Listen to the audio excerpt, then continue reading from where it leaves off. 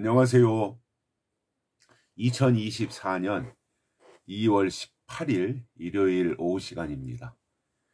지금 밖에는 이슬비가 조금씩 내리고 있습니다. 아마 겨울이 물러가고 봄이 오는 소리가 아닌가 그런 생각을 해봅니다. 오늘 저는 한동훈과 이준석 얘기를 좀 해보려고 합니다.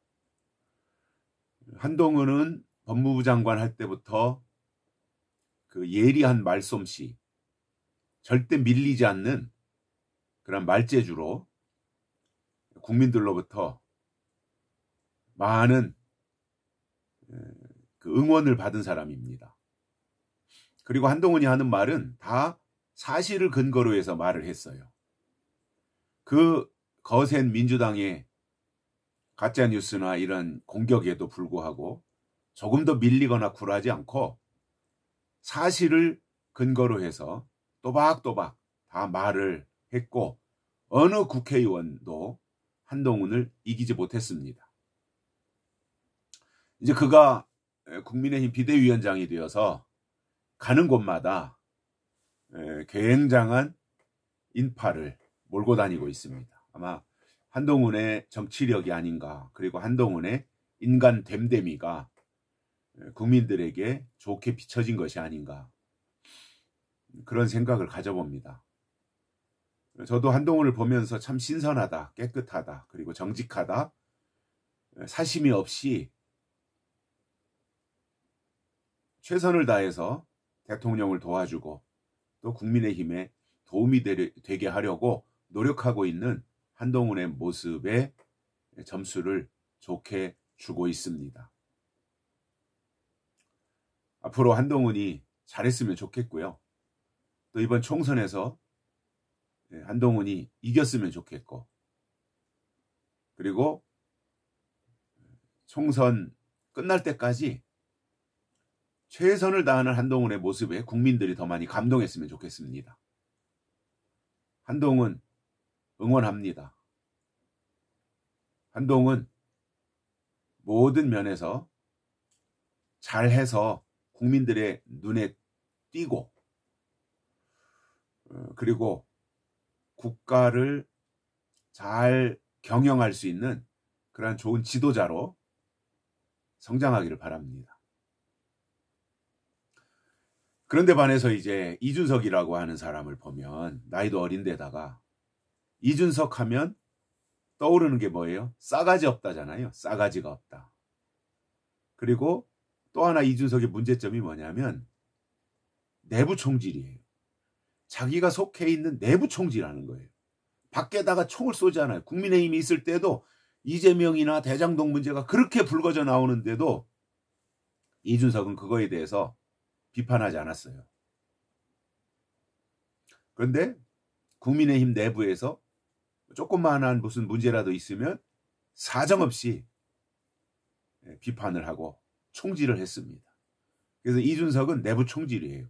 지금 뭐 개혁 신당인지 뭐 개혁 무슨 당에 가서 일을 하고 있는데 벌써부터 이낙연을 향해서 또 내부 총질을 하고 있고, 이러한 게 아마 이준석이는 태생이 그런 것 같아요. 그 유전자 자체가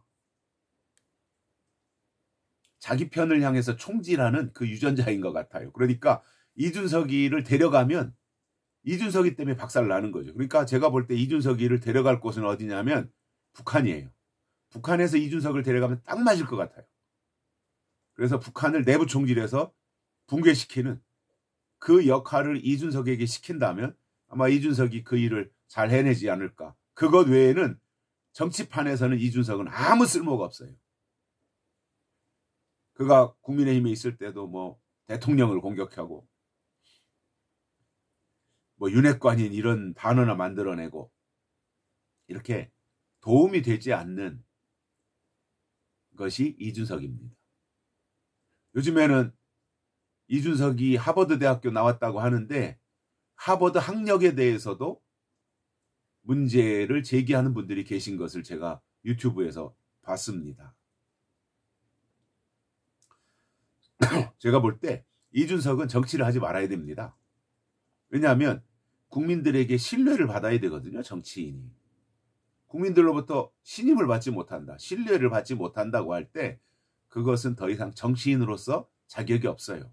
그래서 이준석이든 또는 이재명이든 국민으로부터 신뢰를 받지 못하는 구태 정치인들은 떠나는 것이 맞다고 봅니다. 정치판을 떠나야 됩니다. 그리고 국민을 위해 정치를 한다고 말만 하고 실제로는 자기의 사리사욕을 위해서 정치하는 사람들 있잖아요. 이준석이가 딱 그 케이스예요. 그런 사람들이 무슨 국민을 위해서 정치를 하겠으며 그들의 마음과 생각 속에 국민에 대한 비중이 자리 잡고 있겠습니까? 어림없는 이야기입니다. 안 되는 겁니다. 저는 이준석이 이번에 국회의원에 출마를 할지 안 할지 모르겠어요.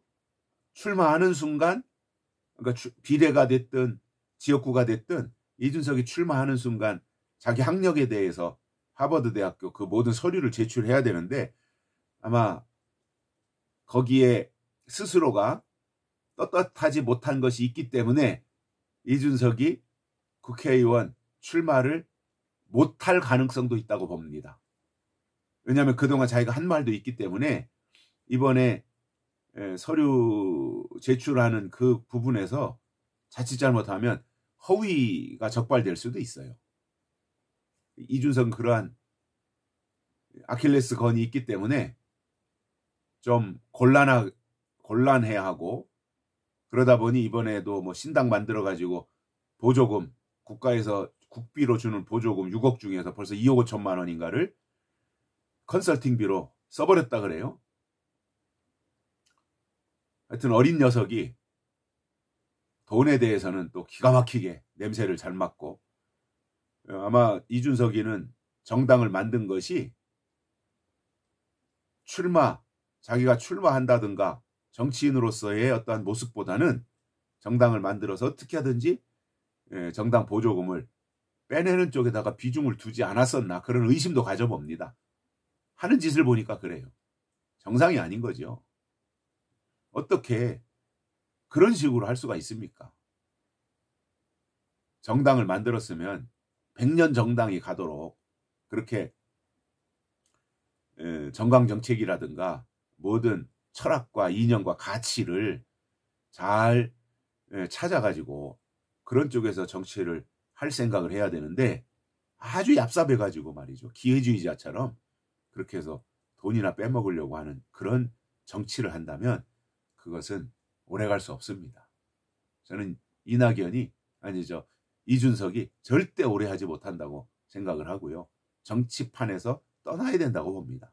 저런 쓰레기 같은 정치인들은 정치판에서 떠나야 돼요. 무슨 자기가 청년 정치인이고 뭐 젊은 이 나이만 젊지 그 이준석이 하는 행태들을 보면 완전히 노회한 옛날에 그 정치꾼들이 하던 이런 삼류 정치 그거밖에 없어요.